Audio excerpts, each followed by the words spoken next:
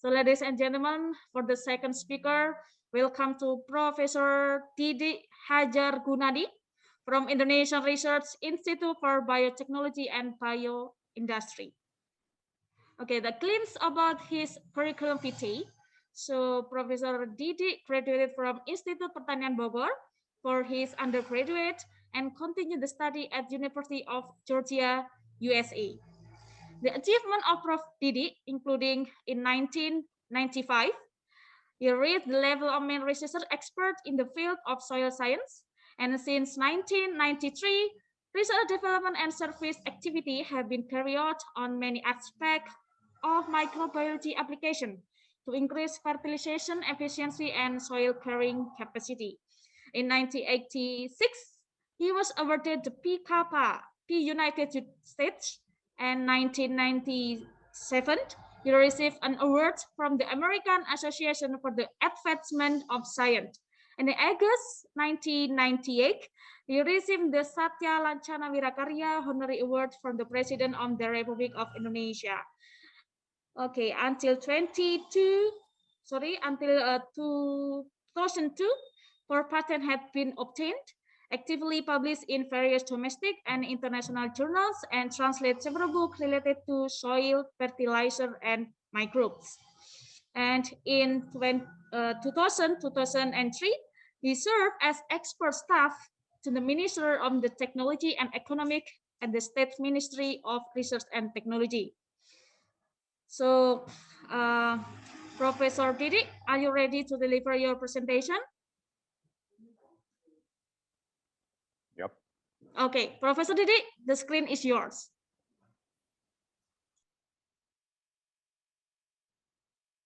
Thank you, Mbak Rista. Good morning, everyone. Assalamualaikum warahmatullahi wabarakatuh. First of all, I would like... Bisa dengar ya suara saya? Bisa, jelas Pak. Everyone hear my voice?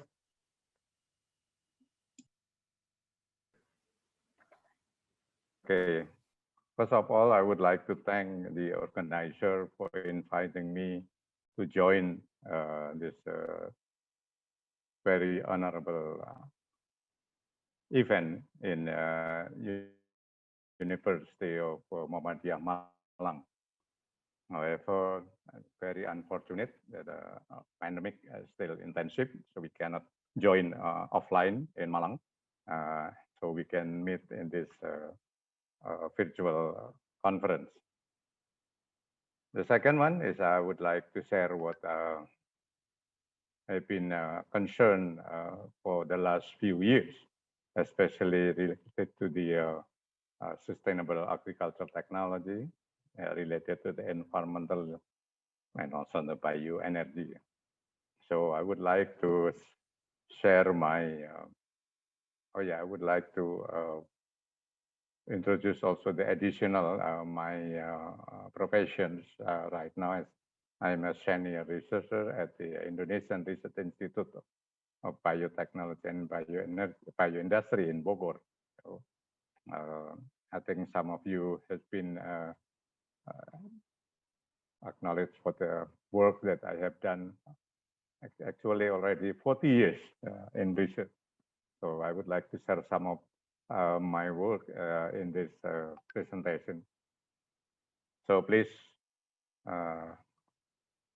Ms. Moderator, remind me when I am touching the time over later, okay? Let me share my presentation. Now, could everyone see what I already said here? It's okay, Pak. Okay. The title that I would like to share this morning is about the land suitability assessment and soil organic carbon stock as the two keys for achieving sustainability of oil palm.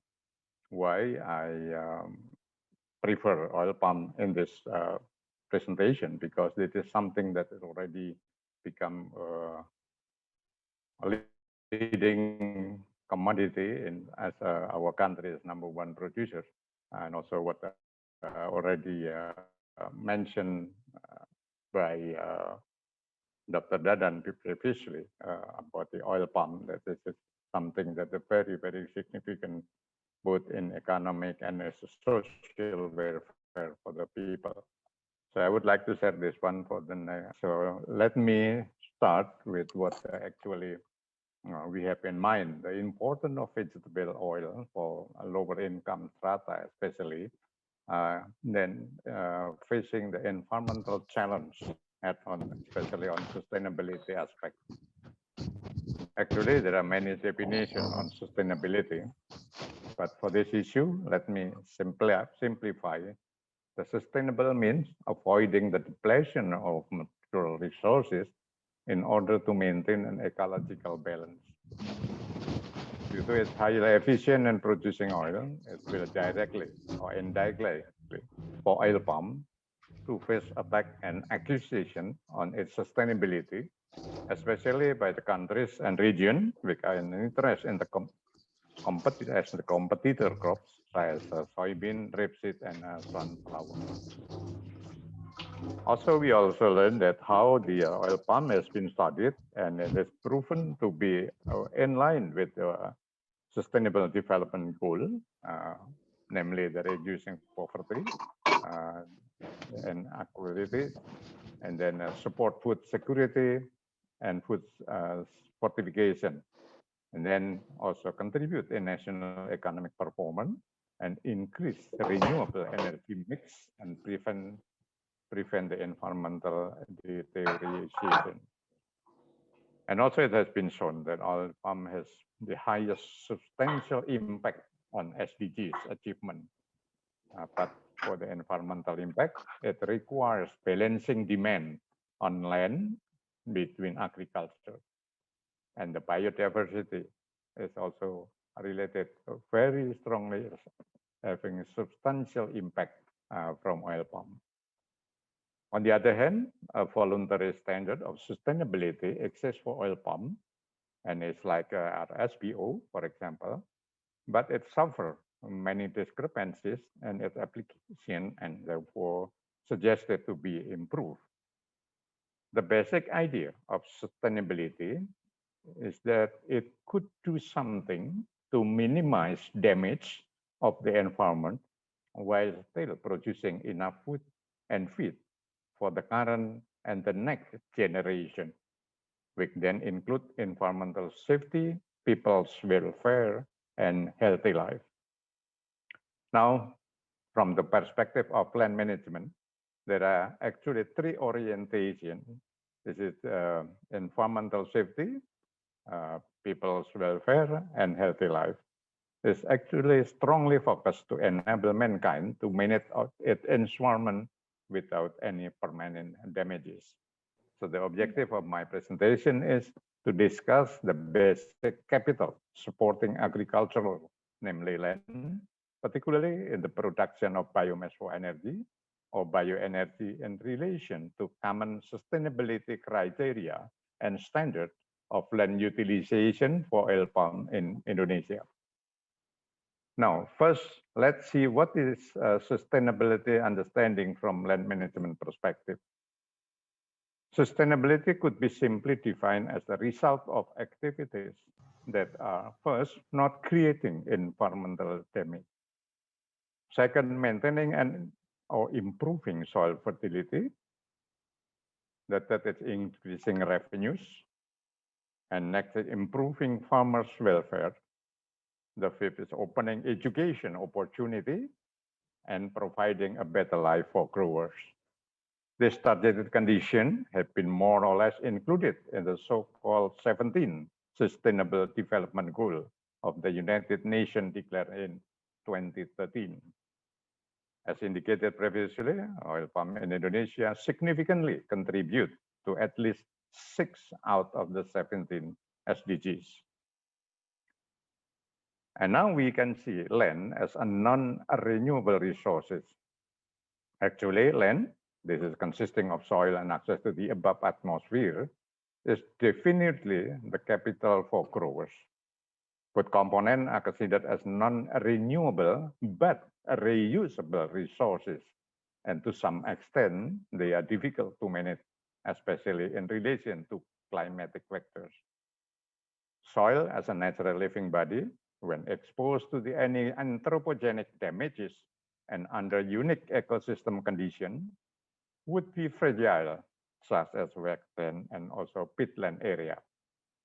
For example, drainage of wetland area for land clearing and cultivation endangers the area to fire hazard and accelerated decomposition of the organic matter, which in turn result in a greenhouse gas emission to the atmosphere. Damaging the renewable resources will create a big damaging non-renewable resources will create a big disaster sooner or later. However, we should also appreciate all technology developers who untiringly dedicate their time to find the most effective way to minimize the damage while achieving profitable yield.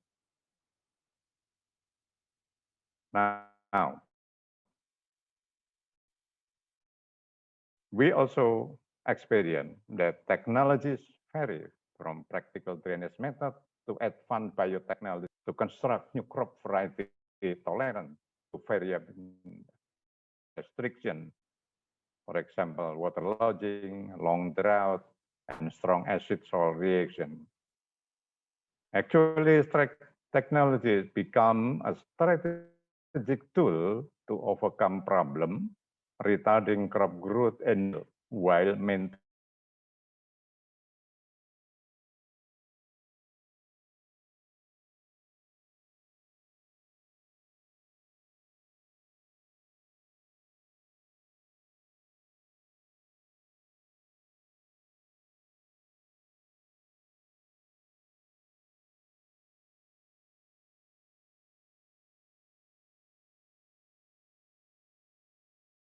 Professor Didiek, are you still joining us? Okay.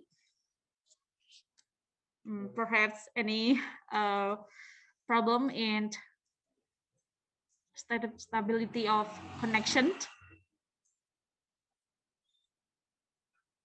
Okay, let me to recall the Professor Didiek. Professor Didiek.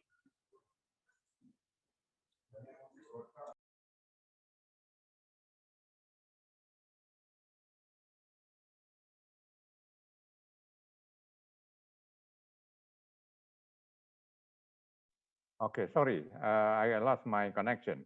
Can you hear like now? Yeah, it's clear enough. Okay. Okay.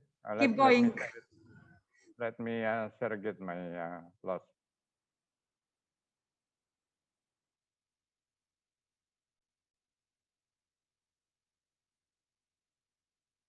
Okay, can you see already now? Yeah. Yes, yeah, Pak Didik, it's clear. Hello? Clear. Yes, yes, Yeah, it's clear. clear enough, Professor Didiek. Everyone can see mine? Yeah. Yeah. Okay, keep going, Professor Didiek. Yeah. Yep, keep going. Okay. Let me continue. Maybe from the well, okay. Let's go to back to this slide. That the use of land is directly related to activity of human, but not a continuous and non-linear nature. And this relationship between land and people was reported by some researchers before.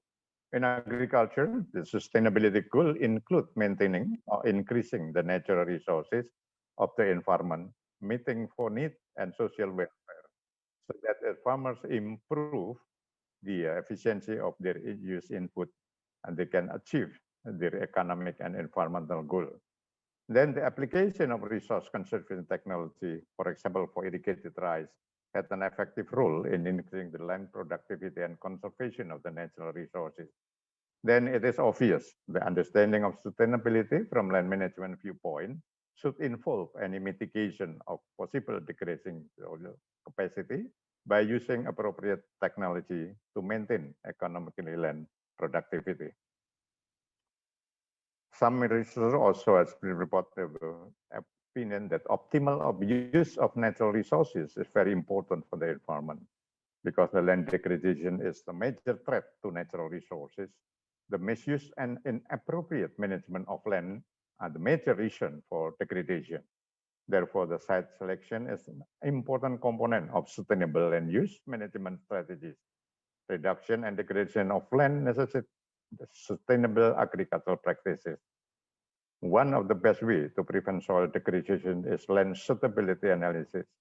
Many environmental problems can occur when the land is not used in accordance with its capabilities and properties. Therefore, we can conclude that land suitability analysis propose the optimal land use opportunity.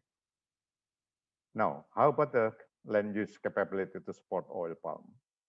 Speaker and colleagues in 2016 has shown that when they consider the climatic condition, there are available about almost 1.4 billion hectares in the world that suitable for oil palm. And this is concentrated in 12 tropical countries. However, when we corrected the area with the other suitable commodities and protected areas, for example, the high carbon stock forest, they found only 234 million hectares, or about 17% of worldwide suitable area left. So it seems that the limit of oil palm expansion are far from being reached, but we should also take into account the accessibility of the area and also the competition with other agricultural commodities. Therefore, taking into account all of this, they concluded that the maximum area available for oil palm expansion is only about 18% out of 234 million hectares, or equal to approximately 42 million hectares. In practice, the oil palm plantation establishment is always and should be based on the evaluation of land capability. And in this case, land use capability classification, or LUCC, is a fundamental set of criteria which shows the sustainability of land for agricultural production. As re-emphasized by the Paramatan and also myself, the necessity of land suitability evaluation for oil palm as a basis to achieve sustainable production, which basically involve the evaluation of optimum growth condition for the crop, soil characteristic, climatic factor, and matching the new land targeted to be used as oil palm plantation. Applying the system, it is then possible to define a land suitability class for oil palm based on the most constraining and factor difficult to change. Otherwise, it would be too expensive or impossible to fix the damage if occurred. And this is some review about how the sustainability assessment for land to be used for the oil palm. And we can see later on the figure 1 how the land suitability class affect the productivity. And this is, you may see in this picture, the relationship between yield potential in fresh fruit bunches per hectare per year with the edges of the crop. And you can see the S1 is the highest productivity, second, and the middle is the S2, and the last or the bottom is the S3. And you see, if we can introduce technology for this condition, I show with this red arrow, the yield potential of the oil palm could be increased to a certain level, depending on manufacturer, especially for from the genetic of the crop. This is just to gives the illustration about how the S1 class of oil palm land, it is very flat and a very nice plantation. Then this is the undulating to hilly topographical area that is classified as a S2 to S3 area, but it is still productive area for oil palm. And this is the area that's actually unsuitable for oil palm, but people are forced to use the area to be oil palm plantation. And then it gets very productive also, because like in the beginning like this, and then it convert to and the picture like and the right on the left side here, and they use the water canal for transportation of the fresh fruit bunches. This is another example how technology can overcome the local problem created by waterlogging, and then they put some planting heap to overcome this seasonal effect, and then this area become also productive for oil palm. And also the former mining sandy soil, with originally classified as an or unsuitable land for oil palm, can be converted to a suitable area by introducing technology, including the leguminous cover crop right here. And you may see here in the top right, the beginning of the establishment of plantation, and then 2-3 years later, you can see a very nice picture like this. Okay, now the strategy for land management to reach sustainability of oil palm. We can see how the rapid expansion of oil palm cultivation, and especially in the Southeast Asia, has raised environmental concern, especially from deforestation and greenhouse gas emission issues. So this is something related to the hydrological function and water quality degradation. So therefore, the future research should be focused to the understanding of and access the potential of oil palm plantation to change the hydrological function and related nutrient fluxes, and also considering agricultural practices and assessing water quality and water cycle. There is some interesting study conducted by Rahman, and I would like to share with you how the long-term effect of oil palm on soil organic carbon stock. And this is very important because how the type of management, for example, for best management practice, and then current management practice, and compare with the smallholder management practice, can affect the carbon organic stock in the soil. You may see this is a decreasing between best management practice to the smallholder in all depth, soil depth studies. And this is something that we should pay attention to avoid any further damage for decreasing soil organic carbon stock. And we use the data of Rahman that stated from 29 years after open to be oil palm plantation to 49 years, there is a significant drop, but suddenly also become slowing down. And if we can see this as a pattern, then we can extrapolate it, that the soil organic carbon stock decrease and then back to the original status need about 69 years. So we need to be careful to use this data, that it has taken almost 70 years to be back to the original level of carbon stock of the soil. Okay, now the key important factor to reach oil palm sustainability is first, we have to do the best management practices, and then also we also include smallholder farmers, independent smallholder farmers, to take the opportunity to maintain the soil organic carbon stock to achieve the economic yield. And related to the bioenergy sources, we can mention here how oil palm also offers some huge biomass material, especially when we apply pyrolytic technology.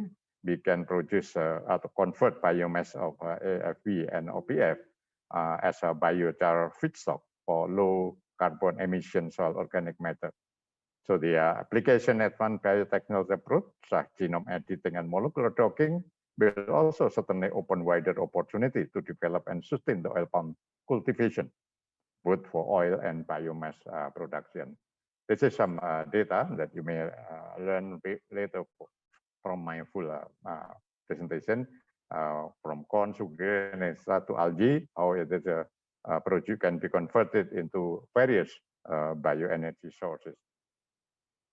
Well, I should end my presentation here. That in the last decade, we can see many controversies arose questioning the sustainability of oil palm in the long run, especially because of many superiority of, compared to the other vegetable producing crop.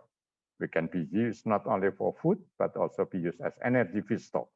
The question of sustainability was actually anticipated by all soil scientists, including environmentalists. The use of land for massive agricultural production must follow the basic standard of land exploitation.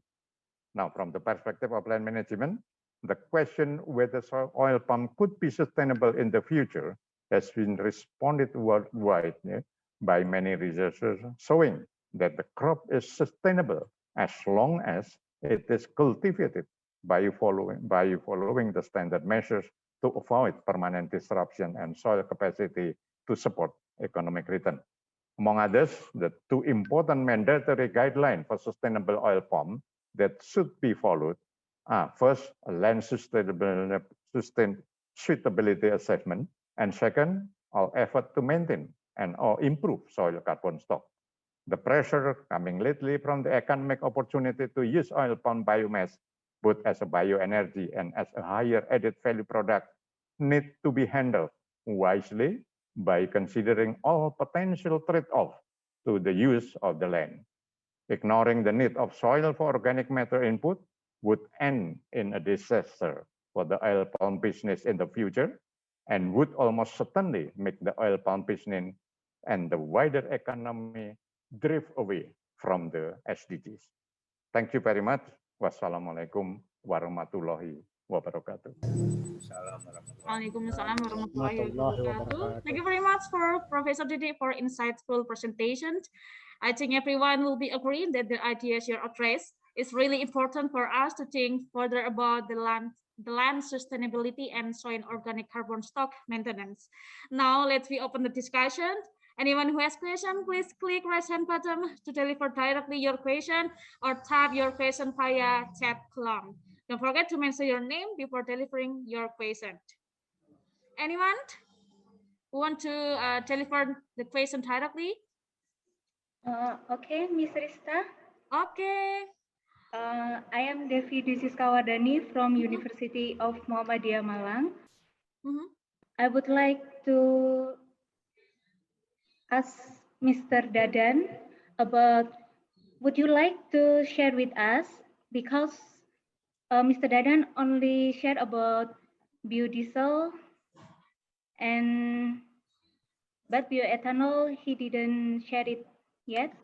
So would you like to share with us about the raw material for producing bioethanol? Because the first generation for producing bioethanol is sugar and starch, and lignocellulose, it's classified as the second generation.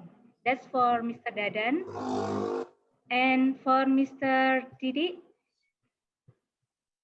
about soil management, how to control toxicity in soil, especially about manganese and aluminum status, because at previous research that I was read, that different position, especially upland and lowland, had significantly different concentration, and it also will affect the growth of plant, and it also will affect the yield.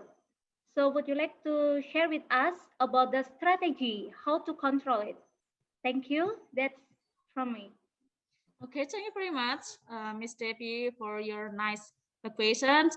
So let's Professor Didiek to give the direct response. Okay, thank you, Ms. Rista. If I'm not mistaken, the question is regarding the manganese and aluminum, toxicity in the soil. It's correct. Yeah.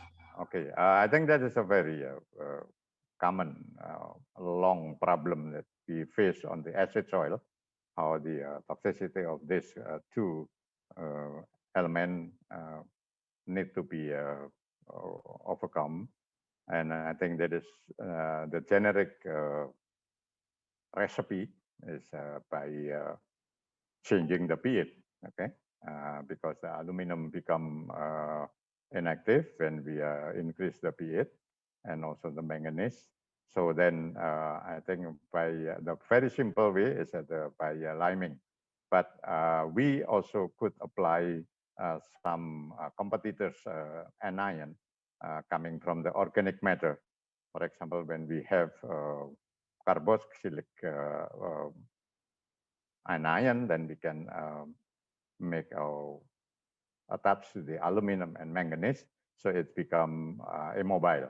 And when it's immobile, then it will not be absorbed by plant or crop using the root system, but it will be deposited in the soil.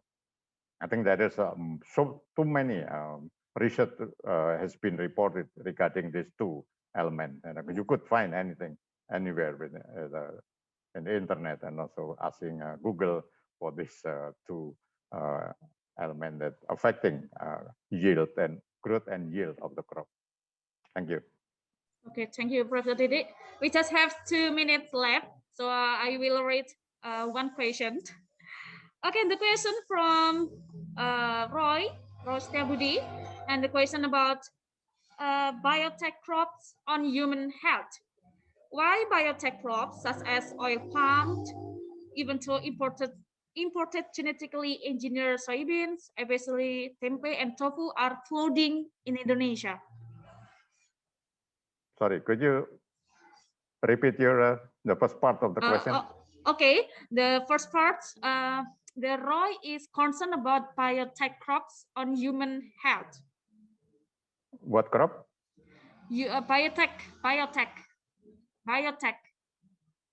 Biotech crops on human health, especially on oil palm. What do you mean by what? I'm sorry. Biotechnology crops. Oh, biotech crop. Yep. Okay. In oil palm, and will what the relationship with the health, human health? Yeah. Okay. Okay. Let me get straight for this one. Okay. The common understanding of biotech crop is what you call it, related to the genetically modified crop, GMO, or genetically modified organism, GMO, right? This is something that, well, it different mazhab, I should say, yeah? Different mazhab, different school of thought. Others think that this crop will promise some huge impact to people in the world, because increasing yield could be achieved by using this kind of technology. But the others questioning about the safety of this crop, because they are playing genetic transformation. But don't worry about the genetic modified organism, because we have another alternative for the biotech technology. That's what we call it by genome editing. Okay, so we are not using the transgenic, but we using cisgenic. Cisgenic approach has been proven to be a more safe to the health, to the human health, especially if you related to the oil palm. So we are now doing many research to develop a new oil palm plantation. New palm crop by cisgenic to obtain more tolerant to drought variety, and also to the important disease like Ganoderma, what you call it, tolerant variety. So don't worry to the health, okay? Because all of the technology will guarantee there is no difference to the original natural crop variety, okay? Okay. the highlight is don't worry about the crops, biotechnology crops. Okay, ladies and gentlemen, I'd like to say sorry because question and answer session is over. To sum up, this keynote speech is about challenging us to develop land sustainability by not creating environmental damage to maintain soil fertility. Now let me deliver the certificate to give the huge appreciation for Professor Didiek.